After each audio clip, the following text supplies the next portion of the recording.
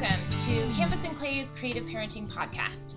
I'm Anjale Perrault, the owner of Canvas and Clay Art Studios in Redondo Beach, California, and I'm so happy that you've joined me today to talk a little bit about how we can use creativity as a very flexible, very effective source of stress release for the whole family. I don't know if your house is anything like mine, but around here, we certainly look forward to summer as a break from the daily grind, from things like homework and baseball practice and spelling tests.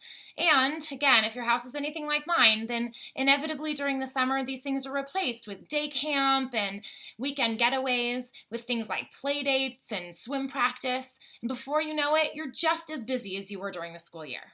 Which is why I'm talking this month about how we can come together with our little ones just as we are, wherever we may be, and just take some deep breaths, loosen up, and let the stress and worry of the day fall away.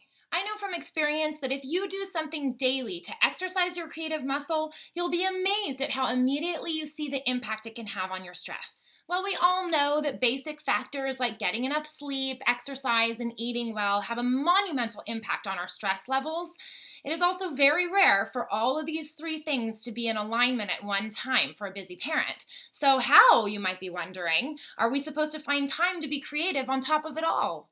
Creativity in the traditional sense can take on many forms: writing or painting, making ceramics or music. Now, if you've got the time and the drive to do those things, I applaud you. I personally love doing all of those things.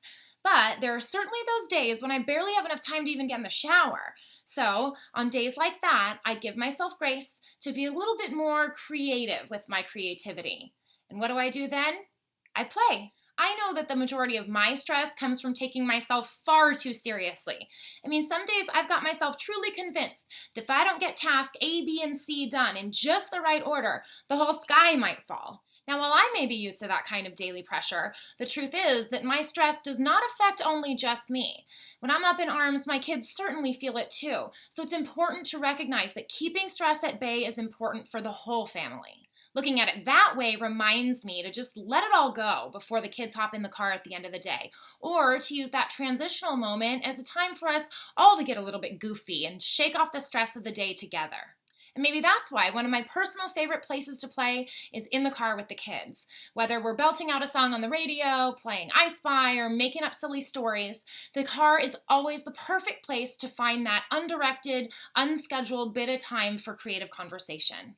Instead of focusing on traffic, on my to-do list, or what we'll be doing when we get where we're going, I try and just ground my feet on the floor, my hands on the steering wheel, and take those few moments to just be truly present with my boys. Some of our other favorite ways to play are by turning the music up really loud and cooking dinner together, having spontaneous dance-offs, or making up rhymes with crazy British accents. It's strange, I know, but it works for us.